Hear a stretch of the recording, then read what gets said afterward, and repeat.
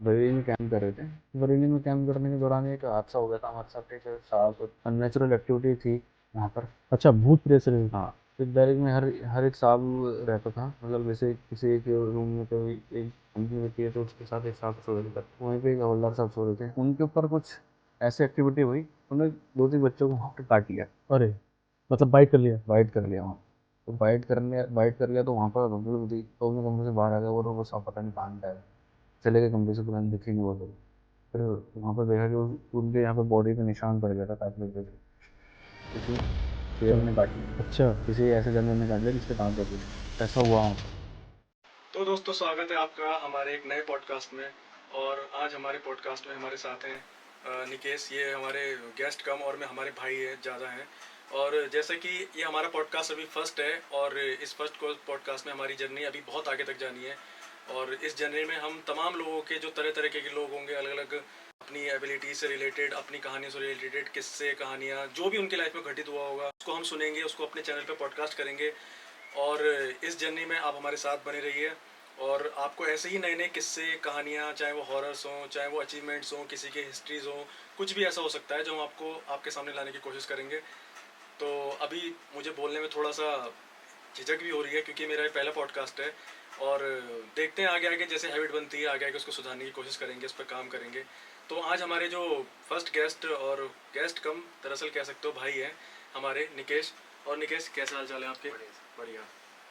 तो फिर निकेश से सुनेंगे कि आज के निकेश जैसे कि पूर्व सीनियर अंडर ऑफिसर रह चुके हैं। और आज हम उनसे सुनेंगे उनकी जवानी की, किस तरीके से एक एनसीसी को ज्वाइन किया जा सकता है, उसमें किस तरीके की आगे भविष्य में संभावना है, किसकी तरह उसके फोर्सेस में जा सकते हैं, या क्या क्या जो भी हैं वो उनकी जवानी सुनेंगे।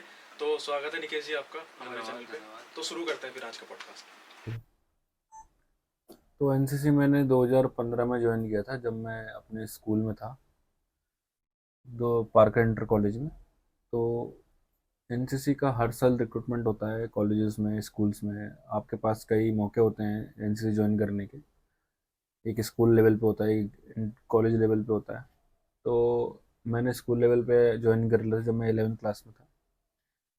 उस समय हमारे कमांडर जो थे वो वीरेंद्र शर्मा थे, सीओ हमारे। 23 बटालियन से मैंने ज्वाइन किया था मुरादाबाद में। तो ज्वाइन करने के बाद सबसे पहला ट्रेनिंग प्रोग्राम हमारा अक्टूबर महीने में ही पड़ गया था, क्योंकि हमारे जो सीनियर्स थे वो छुट्टी पे थे, जिसमें हमको मौका मिला जाने का उसमें प्रोग्राम में। तो यहीं पुलिस लाइन में ही वो मुरादाबाद में ऑर्गेनाइज किया गया था। तो हमने उसको ज्वाइन किया, उसको समझा। और जब हम वहाँ पर गए तो हमने देखा कि परिवार से अलग होकर पहली बार कैसा लगता है। तो 10 दिन का वो कैंप था। 10 दिन के कैंप में हमने बहुत चीज़ें सीखी, फायरिंग भी करी हमने। और सबसे पहला ये था कि अपने आप को डेवलप कैसे कर सकते हैं, अपने ऊपर काम कैसे कर सकते हैं, या फिर सेल्फ डिपेंड कैसे हो सकते हैं। क्योंकि घर वाला कोई है नहीं वहाँ पर, सब वो आर्म अपना कैंप ही सब घर है, अपने भाई वगैरह होते हैं।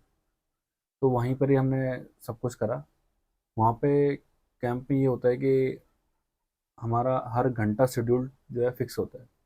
आप अपनी मर्जी से कुछ काम नहीं कर सकते हो। सब आपको जो आदेश मिलेगा, साहब को जो आदेश मिलेगा, जो कंपनी का आदेश होगा, जो भी हमारे बटालियन का आदेश होगा, हमको वो करना पड़ेगा। तो ऐसे प्रोग्राम्स होते हैं। पहले 2-3 दिन तो लगता है कि कहाँ आ गए, कहाँ फंस गए। लेकिन लास्ट में जाते जाते, जब वो 10वां दिन बड़े खाने का जो होता है वो आता है, तो फिर सबकी आंखों में आंसू हो जाते हैं कि हम लोग सब अलग हो जाएंगे। मात्र 10 दिनों में ऐसा बॉन्ड उन लोगों के साथ हो जाता है, ऐसा भाईचारा हो जाता है कि मन करता है कि वहीं रह जाओ, लेकिन वापस भी आना पड़ता है। तो इस तरीके से एक कैंप ऑर्गेनाइज होता है, उसको हम एनसीसी में सीएटीसी कहते हैं, कंबाइंड एनुअल ट्रेनिंग प्रोग्राम। तो ऐसे प्रोग्राम एनसीसी हर साल कराते रहता है। अभी उसके बाद ही आप वहाँ से अपनी जर्नी को शुरू कर सकते हैं। एनसीसी की एक पहला कैंप अटेंड करना कैडेट के लिए बहुत ज़रूरी होता है। तो जिस तरीके से एक हमने वर्ड सुना है उसमें, रगड़ा। हम्म। तो उस रगड़े वर्ड्स के क्या है कि मतलब उस रगड़े का क्या डेफिनेशन है उसके अंदर, एनसीसी के अंदर में हमने फौज के अंदर भी बहुत सुना है रगड़ा वर्ड, उसका क्या डेफिनेशन है? रगड़े का मतलब ये है कि अगर आप अपने कैंपस में भी घूम रहे हो तो चप्पल नहीं पहन सकते, अच्छा। पहली चीज़। अगर आपने जूता अवॉइड कर दिया थोड़ा भी, और किसी साहब ने देख लिया आपको, या किसी अपने सीएचएम ने देख लिया आपको, तो वो आपको रगड़ देगा। वो आपसे वो काम करवा देगा जो आपने कभी सोचा नहीं होगा अपने जीवन में। वो आपको उस लेवल का स्ट्रेस दे देगा कि आप कभी भूलेंगे नहीं कि जूता नहीं पहनना है करके। तो वो रगड़ा होता है एक।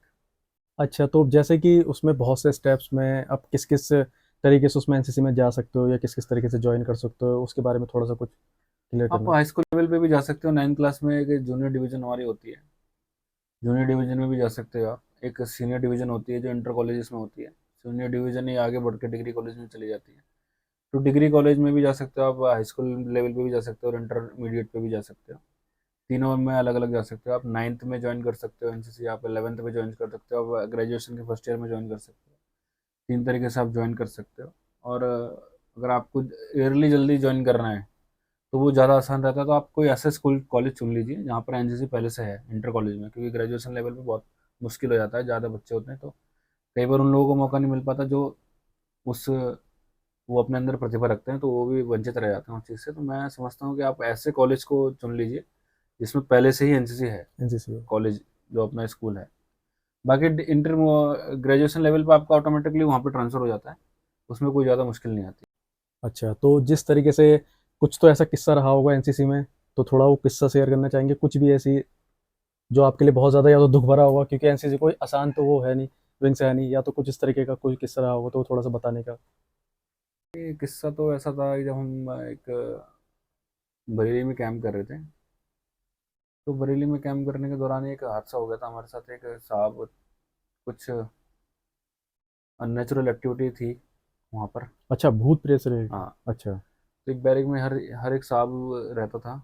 मतलब जैसे किसी एक रूम में कोई एक कंपनी रुकी है तो उसके साथ एक साहब सोएगा करके। तो वहीं पे एक हवलदार साहब सो रहे थे, उनका नाम मैं भूल रहा हूँ। तो उनके ऊपर कुछ ऐसी एक्टिविटी हुई कि उन्होंने 2-3 बच्चों को वहाँ पर काट लिया, अरे!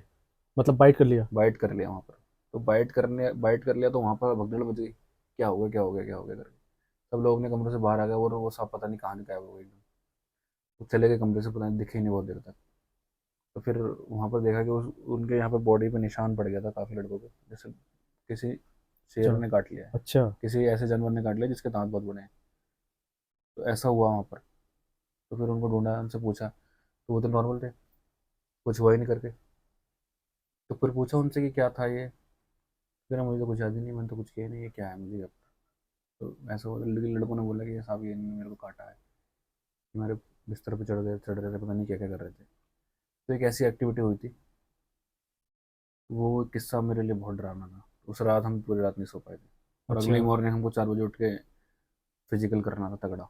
अच्छा, अच्छा। हाँ, तो निकेश, जैसे कि तुम कितने साल रहे एनसीसी में? नॉर्मली 3 साल एनसीसी 3 का साल एनसीसी कोर्स का रहता है, कोर्स रहता है। जिसमें पहले 2 साल आपको बी सर्टिफिकेट के लिए और अगले साल सी सर्टिफिकेट के लिए करना पड़ता है। आगे क्या-क्या अपॉर्चुनिटीज़ हो सकती होंगी इससे आगे? अपॉर्चुनिटीज में आप डायरेक्ट तो आप अभी तो अग्निवीर आ गया है। हुँ। अग्निवीर में भी सेम ही प्रोसेस है, रिटर्न प्रोसेस उसमें नहीं है, पहले कर दिया तो आप रिटर्न तो क्वालिफाई आप पहले से, अगर आपके पास सी सर्टिफिकेट है तो आपको एग्ज़ाम देना ही नहीं है। एग्ज़ाम नहीं देना है, फिर आप डायरेक्ट आपको बुलाया जाएगा एग्ज़ाम सेंटर, लेकिन आपको आराम चाय बिस्कुट पिलाएंगे खिलाएंगे, लेकिन आपका एग्ज़ाम नहीं होगा, आप डायरेक्ट पास हो जाओगे। फिजिकल आपका क्लियर होना चाहिए। उसके बाद आप आर्मी नेवी में भी जा सकते हो, ऑफिसर रैंक में जा सकते हो। उसमें हर उनका साल, बेनिफिट मिलता होगा आपका हाँ, एनसीसी का हर ना? साल उसमें एनडी की स्पेशल एंट्रीज आती हैं। अच्छा। हाँ, एनसीसी के लिए स्पेशल एंट्रीज आती हैं, हर साल कोर्स आते हैं, उसमें आप ज्वाइन कर सकते हो। और अभी स्टेट लेवल पुलिस में भी कर दिया है 5%। अभी दिल्ली पुलिस में भी आया था 5% के लिए कि आप बोनस मार्क्स आपके आएंगे 5-5%। और ऐसे ही सीपीओ वगैरह में भी हुँ। और एसएससी जीडी में भी अभी आ गया है। तो ये सब किससे, मतलब मार्क्स वगैरह आपको बेनिफिट एनसीसी में रह के करेंगे। और सबसे बड़ी बात यह है कि आपका जो डिसिप्लिन है वो आपको पहले ही तैयार हो जाएंगे आपके कि आपको करना क्या है आगे। करना क्या है? आपको एक मोटिव मिल जाएगी, हाँ मेरे को इसमें करियर बनाना है ये। तो जैसे कि आप अपने बटालियंस के अपने एनसीसी में सीनियर अंडर ऑफिसर थे, हम्म। तो क्या प्रेशर रहता है मतलब एक सीनियर अंडर ऑफिसर के ऊपर कि एक पूरा बटालियन का हेड होता है एक तरीके से? देखिए, सीनियर होने का मतलब ये है कि आपको सारी जिम्मेदारी अपने ऊपर लेनी पड़ेगी पहली चीज़। कि आपको कोई भी कैडेट ऐसा होगा कि किसी को कोई बीमार हो गया है, कोई कोई कुछ एक्टिविटी है, किसी का आपस में कोई झगड़ा हो जाता है, कुछ भी हो जाता है, वैसे तो नॉर्मली नहीं होता, लेकिन सब रिपोर्ट आपको करना है।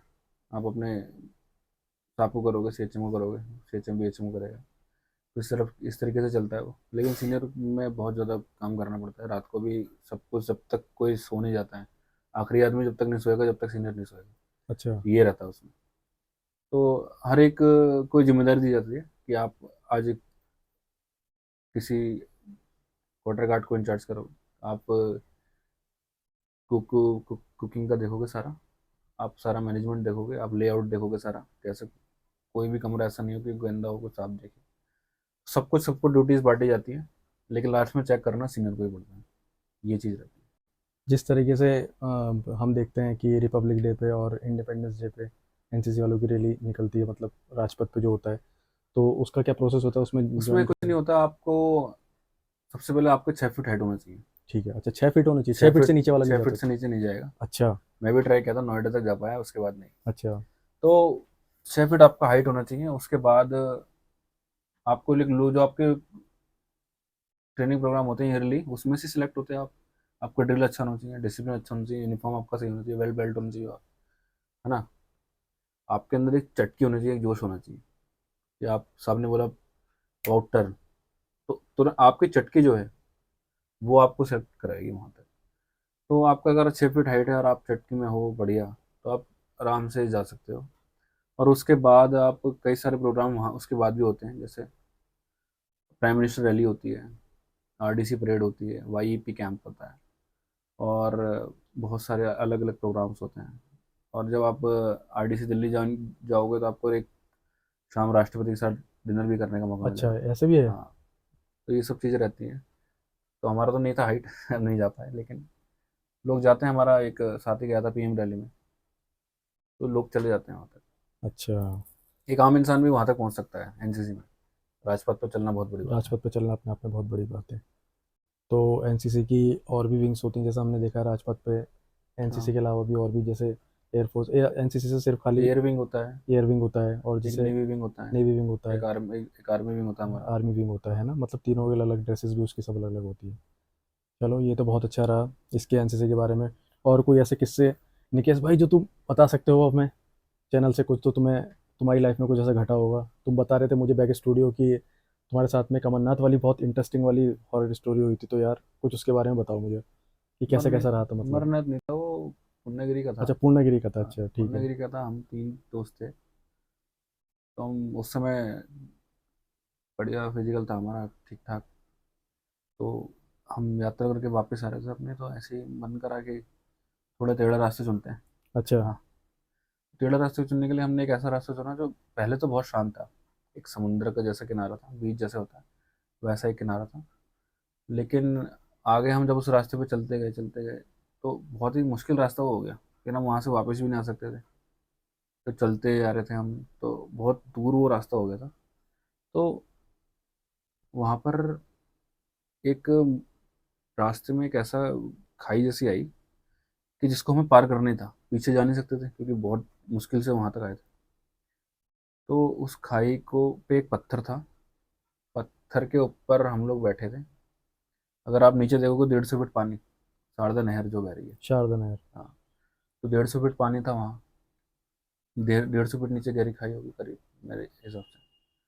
उसके बाद हम लोग उस पर बैठे थे। मैं तो बहुत डर रहा था।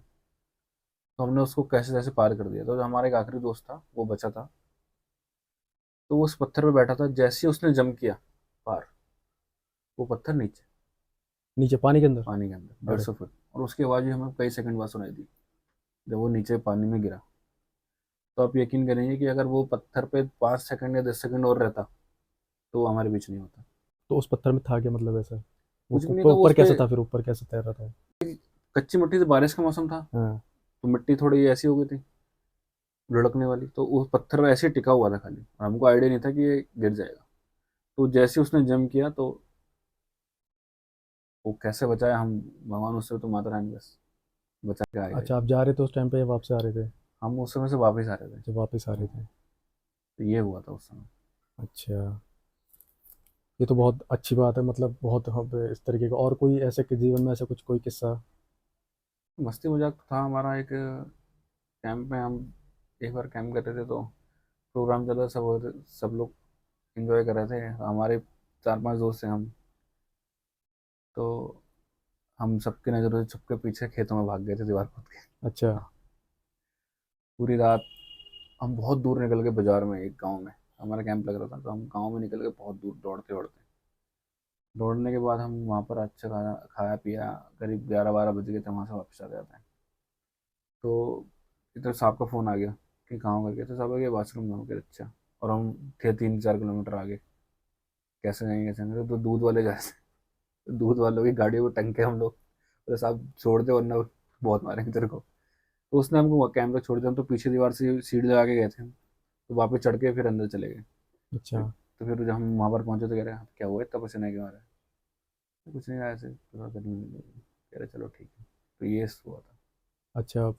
जैसे हमें तो कभी ऐसा लगा नहीं, मतलब तुम्हारे साथ में कभी इस तरीके का हुआ है कभी, मतलब खुद में ही कुछ पैरानॉर्मल एक्टिविटीज़ या कुछ ऐसा लगा है कि हाँ कुछ ऐसा दिखा हो, या कुछ ऐसा कभी कुछ ऐसा लगा है हॉरर से रिलेटेड या पैरानॉर्मल एक्टिविटीज़ जो होती है, इस तरीके की गतिविधियाँ जो होती हैं, या अपने आसपास, या कभी अनुभव हुआ हो उस तरीके का? नहीं, ऐसा तो खैर नहीं था, लेकिन जब हम बरेली में ही थे, तो नेटवर्क वगैरह नहीं थे उस एरिया में, तो कोई हिसाब से हम जाना ज़्यादा आगे जाने के लिए मना करते थे। यहाँ पे एक जब ये बिल्डिंग बन रही थी, तो एक मजदूर की मौत हो गई थी, तो वो, अच्छा। हाँ, तो वो काफ़ी लोगों को परेशान करती है करके ऐसा कुछ उन्होंने सुना था। हम लोग तो खैर कभी देखा नहीं उसको, ना कभी कुछ हुआ ऐसा। बाकी तो ठीक ही था, नॉर्मल, कुछ नहीं। मेरे साथ में जिस तरह एक मेरे साथ में वाक्य हो चुका था ना, अच्छा। हॉरर वाला, बहुत ज़्यादा क्या? था एक हॉरर वाला, अपने घर में ही वो हो गया था मुझे उस तरीके का। तब देखा था मैंने वो। अब वो मेरा शायद मेरी देखा देखी मेरी वो हुई होगी, गलतफहमी हुई होगी, या कुछ क्या रहा होगा, मगर मैंने अपने सामने देखा था ठीक उसको। अच्छा। इस तरीके का हॉरर होता। नहीं, कभी हमारे साथ तो ऐसा कभी नहीं हुआ। हम तो अपने ठीक। अच्छा। तो चलिए निकेश जी, बहुत अच्छा लगा आपसे बात करके। और और कोई किस्से होंगे तो ज़रूर बताना मुझे। बिल्कुल बिल्कुल। ठीक है ना? और आगे चैनल में भी आपको आपके पॉडकास्ट में बुलाते रहेंगे। जी। ठीक है ना? और वैसे भी तुम तो गेस्ट क्या, दोस्ती जैसे ही हो। ठीक है ना, भाई जैसे हो। जी। तो दोस्तों, ये था आज का हमारा पॉडकास्ट, और इसको आज यहीं एंड करते हैं। तो बहुत अच्छा लगा निकेश से बात करके, और आगे भी इसको बुलाते रहेंगे अपने पॉडकास्ट में नई नई स्टोरी के साथ में, और आपके लिए और भी स्टोरीज़, और भी अलग अलग तरीके की स्टोरीज़, किस्से, कहानियाँ हम शूट करते रहेंगे, पॉडकास्ट करते रहेंगे। तो चैनल को ज़्यादा से ज़्यादा लाइक करें, शेयर करें, सब्सक्राइब करें, और प्लीज़ ज़्यादा से ज़्यादा हमको सपोर्ट करें, क्योंकि अब हमारा भी नया नया चैनल है। और जैसे कि बोलते हुए मैं फंबल हो रहा हूँ, मैं भी थोड़ा ठीक से बोल भी नहीं पा रहा हूँ, तो बस थोड़ा सा आप समझ सकते हैं कि अभी थोड़ा सा काम चल रहा है इन सब चीज़ों पे। तो जैसे जैसे हमें एक्सपीरियंस होगा, हम इस चीज़ पे और काम करने की कोशिश करेंगे। तो तब तक के लिए टाटा बाय बाय।